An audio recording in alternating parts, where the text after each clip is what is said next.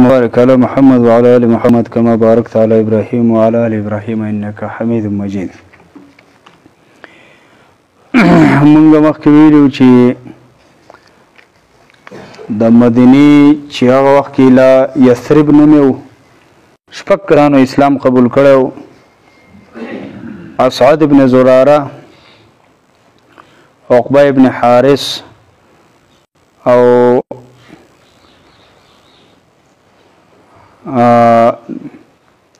نافع او بل قطبه او یو عقبه او بل جابر ابن عبد الله ابن رئاب. دا شپږ کسان چې دي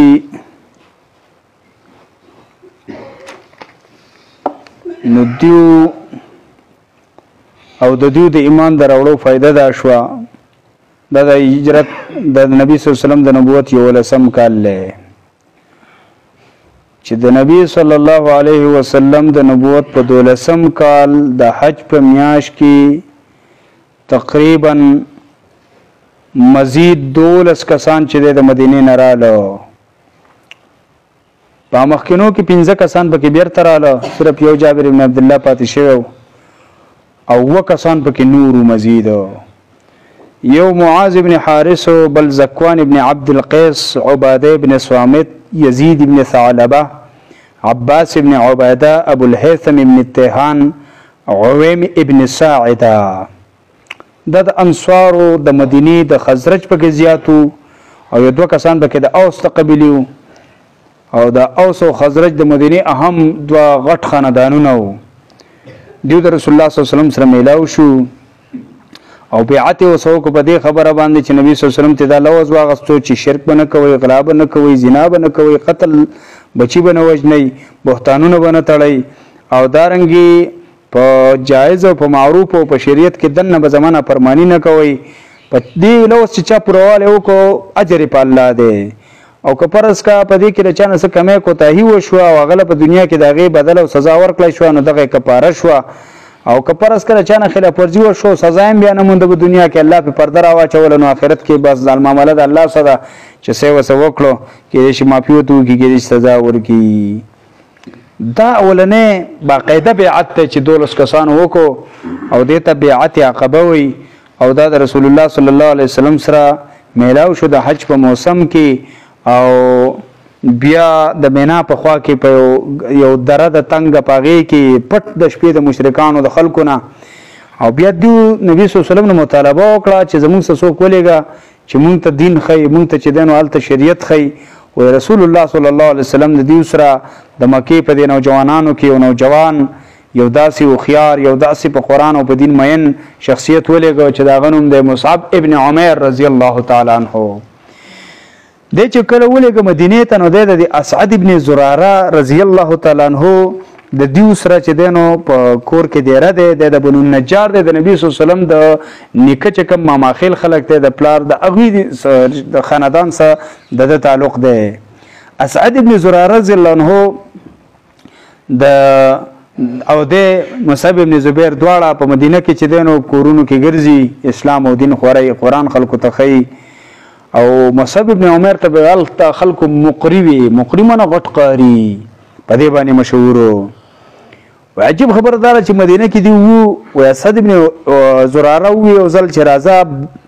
بني عبد الاشهل او بني ظفر دا 2 خاندانونه غټو چې دوی ته ورزو دعوت ورکوو. و دی ورننه واته پلاره کې او باغ راته د بني ظفر وی التکینا سو د کوی په غاړه باندې بیر مرق وته وی په غي باندې ناسو وی په دې کې مختلف مسلمانان څخه کسان مسندي تراجم شو. و په دې کې سعد ابن معاذ او اسید ابن حذیر چې دا دواړه د خپل قوم سردارانو او دا په دې وخت کې لا په شرک باندې او د اوس قبيله سردارانو نو دیو د دې مصعب ابن عمر او د اسد بن زراره نه خبر شو چې دا د مکې نه راغله دی بلم د پلار نیک دین پرې خیره نو سعد ابن معاذ وی اسید ابن حذیر ته چې دا دواړه کسان چې دي نو دیو زمونږ د کمزوري خلک او زمونږ د الکان خرابي نو د شکار وکا چې اصل کې خدا اسعد ابن زراره زمره ترور زوی دی د دوی دواړو میندې خويندې موریانه نو که دا خبره نه وي نو ما به دا کار کړی خو داسې وکړئ ته ورشه پسې ورته ووایه چې خبردار دی چل نه قلار شئ مدینه کې دلته په یثرب کې موږ ته ماحول مه خرابوئ. وایي اسید بن حضیر خپله نیزه یا کومه لخته چې وه هغه راواغسته او روان شو. وایي چې کله ورله نو اسعد ابن زراره مصعب ابن عمر ته ووایي چې دا اسید ابن حضیر د خپل قوم مشر دی او که دی راغی که نه نو ټیک ټیک خبرې ورته وکړه دعوت وله ورکړه ممکن دی چې خبره ومني. وایي چې کله دی راغی نو ورته ووایي چې تاسو دواړه دلته څه کوئ چې راغلي تاسو زموږ کشران خرابوئ دا چل کوئ زموږ نه لرې شئ ځئ ګورئ خپل ځای ته. وایي مصعب ابن عمر وګوره داعي د الله پیغمبر چې دی لېږه نو څه کمال پکې وایي ده ورته ووایي چې اسې یو درخواست کومه که ته دلته کښېنو لږ زموږ خبره واورې که دې خوښه شوه قبوله به یې کړې او که دې خوښه نه شوه نو بس مونږ درته هېڅ هم نه وایو مونږ به بیا قرار شو مونږ به نه وایو ځه ګوره حکمت یې ورسره وکړه دومره په ښکلې طریقه هغه ویله که دا خو تا د ډېرې انصافي خبره وکړه چې که خوښه مې شوه نو ویې منم او که مې خوښه نه شوه تاسو بیا قلارېږئ وایي دا خو ډېره ښایسته خبره ده. بس وایي ایسته هغه نیزه په ځمکه کې وټومبله او کېناستو. مصعب بن عمر ورته د اسلام دعوت ورکړو قرآن یې ورته ولوستو. وایي دی چې دا قرآن اوري وایي مونږ ته د مخ نه پته ولګېده چې د الله په فضل اسلام قبلوي ځکه چې بالکل کیفیت یې بدل شو. وایي بیا یې ووایي چې دا خو ډېر ښایسته کلام دی چې ما واورېدو د دې نه خو بل ښایسته کلام ما نه دی اورېدلی خو دا راته ووایي چې ستاسو ولیدونکي سړی داخلېږي نو څه به کوي څه داخله ده فارم به ډکوي څه چل به کوي څه طریقه ده. نو دې دواړو ورته ووایي چې سیده ساده کار دی غسل به وکړي پاکې جامې به واغوندي ځکه د شته جامو پته نه لګي ځکه په دې کې عبادت دی مونځ دی بیا به چې دی نو د شهادت د حق اظهار وکړي اشهد ان لا اله الا الله وان محمد رسول الله دا به ووایي او 2 رکعته مونځ به وکړي. وایي دی پاڅېدو فورا غسل یې وکړو د باغ و دغلته اوبه وي به جامې هم پاکې کړي او دغسې شهادت یې وکړو د کلمې وویله او 2 رکعته مونځ یې وکړو. بیا ووایي چې زما نه اخوا کسان دي او زه ځمه انشاءالله هغوی ته مطلب دا چې هم دا لار خیمه ممکن ده چې هغه هم د اسلام ته راشي. وایي په دې کې چې دی نو لاړو دی خو اصل کې سعد بن معاذ را لېږلی دی هغه د قبیلې مشر دی ده ته وایي چې د سړي سره مې خپله دغه لانجه راځي د ترور زوی به دی خو ته پسې ورشه. خو دی چې کله هلته واپس لاړه هلته چې د دوی کوم مجلسیان ناسو نو هغوی ووایي چې زه په الله قسم کوم سعد بن معاذ ووایي چې دا سړی چې دی نو دا په هغه مخ باندې چې کوم دی تللی و زموږ نه نو هغه مخ یې نه دی دا واپس مخ یې بل شان دی معلومیږي چې سړی رانه که څه واړاو.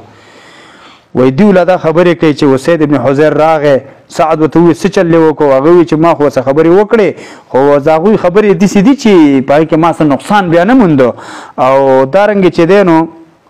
ما ورته وایي چې تاسو به یې نه کوئ هغه ووایي چې مونږ چې ته څه خوښ یې هغه کار به وکړو. دوی ته بالله خبره نه ښکاره کوي چې څنګه چل دی. نو وایي بیا د دې نه پس سعد ابن معاذ ووایي چې ځم ورځم په خپله او دا دغه د کسان پویه کوم وایي چې کله راله مصعب ابن عمر ده ته په قلاره ووایي وایي ده ورته ووایي چې تاسو زموږ دا کسان دغه کوئ خرابوئ داسې داسې وغیره. خو بهرحال هغه ورته ووایي چې ته کښېنه خبره واوره که دې خوښه شوه یو ځل ښه که نه مونږ به قلار شو د خپل کار نه. هغه ته هم ډېر د حکمت کار وکړو. وایي هغه بیا خپله نیزه په ځمکه کې کېښود سعد معاذ هم هغه شان چل وکړه څنګه چې د مخکې بل سردار کړی و. وایي هغه ته اسلام وړاندې که قرآن یې ورته ووایي. وایي هغه چې کله مونږ ته دا قرآن ووایي نو وایي مونږ ته پته ولګېده چې د په دې مخکې د اسلام د قبلولو نه د اسلام نه مخکې کم کیفیاتو او دا اوس پکې کم دی دا وایي ډېر بدل شو مخکې بالکل یکدم رنګ پکې راغی او ډېر زیات وبرخېدو داسې وځلېدو او بیا یې ووایي چې بس اوس راته دا ووایه چې ستاسو په دې دین کې سړی داخلېږي نو څنګه چل کوي. دا د انصارو غټ امام دی غټ مشر دی سردار دی لیډر دی. وایي هغوی ورته بیا ووایي چې غسل کوي جامې پاکې اغوندي بیا د کلمه وایي بیا 2 رکعته مونځ کوي دا همدقه چل وکړو. او وایي چې کله خلکو ته راغی وایي خلکو ووایي چې هلکه دا چې کوم مخ ستلی او په هغه مخ باندې نه دی راغلی سړی رانه واړو که څه. وایي دی چې کله راغی قوم ته څه ووایي قوم ته دی یو تقریر کړی دی په دې لږ وخت کې. وایي یا بني عبدالاشهل د ده په انصارو کې بیا په اوس کې د دوی د خپل خاندان نوم چې و نو هغې ته بنو عبدالاشهل وي. وی تاسو زما په باره کې څه رایه لرئ؟ هغوی ورته وی سیدنا و افضلنا رایا ته زمونږ مشر یې ته زمونږ د رایې په لحاظ د ټولو نه بهتر یې تا چې څه ووایې مونږ ته منظور دي او ته په مونږ کې ټول نه پاک سړی. هغه ورته ووایي چې داسې کار دی چې نورې خبرې پرېږدوئ چې ما ته مشر وایې که نه نو په ما دې زما دې قسم وي چې ستاسو زنانه نارینه د هغوی څه به زه خبرې نه کوم خبرې حرامې دي تر څو چې په الله باندې او په رسول باندې ایمان نه یې راوړی. دغه قبیله مشر دلته خلکو چې دینو هیڅ څه نشو ویلې بس چې ما خام کېده نو د دې په خاندان کې ټول چې دینو اسلام قبول کړو ټول چې دینو مسلمانانو سوا د یو سړی نه او سیرم نومې ده هغه اسلام نو راوړی وروسته بیا چې دینو د احد په د جنگ په وخت کې اسلام قبول کو او نبی صلی الله علیه وسلم ته ویلو چې د الله رسول چې اسلام قبول کوم څه به او جنگېږم وی جنت به ویخه بس لاړو است چې دینو شهید شو په دې د مبارک رسول الله صلی الله علیه وسلم فرمایي چې عامل قلیلا و اجر کثیرا وګوره د شهادت سره الله تعالی جنت ورکو عمل لګو اجر ډیر زیات دی او په دې حال کې چې د سره یو موز نه کړه یو سجده الله تعالی نه لګول خو چې څنګه اسلام قبول کو ډایرکټ لال د وحد جنگ لا او الته چې دینو شهید شو ډېر لوی اجر یې وګاټه مصعب رضی الله تعالی عنہ د اسد بن زراره په کور کې وو خلکو ته د اسلام دعوت ورکاو او بیا د دیو په کورونو کې هیڅ کور پاتې نشو هغه چې د اسلام قبول کو سوا د یو کسان نه چې هغه اسلام لګرسته شو یو پای کې قیس ابن اسلط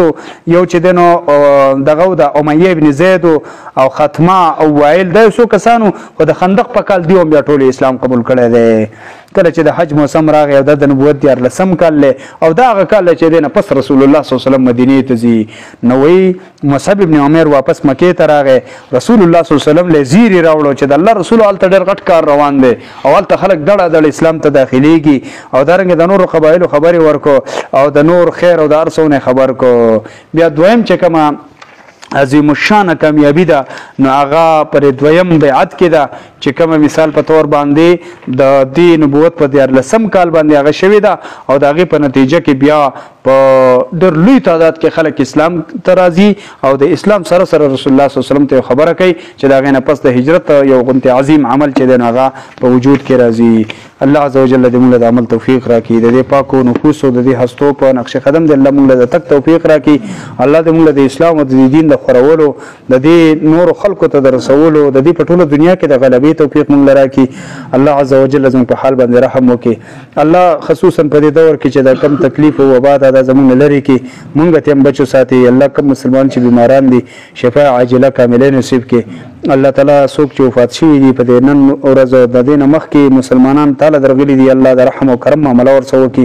الله ډېر د رحم او کرم معاملې ورسو کی الله زموږ په حال باندې رحم وکړي الله زموږ کشران مشران ټول د دین چې دې لپاره الله ستاسو حبیب صلی الله علیه وسلم ډېر سخت برداشت کړی دي الله د موږ ته محبوب وګرځي او د دې په تقاضا باندې موږ د عمل توفیق راکړي په دې ملک الله عزوجل د نبی صلی الله علیه وسلم د سیرت موافقه د نبی صلی الله علیه وسلم د ژوند موافقه د برکات او نظام او اسلامي نظام راولي الله زموږ لپاره صلاحیتونه پای کې ولګي وصلی الله تعالی علی خیر خلقه محمد و آله وصحبه اجمعین برحمتک یا ارحم الراحمین.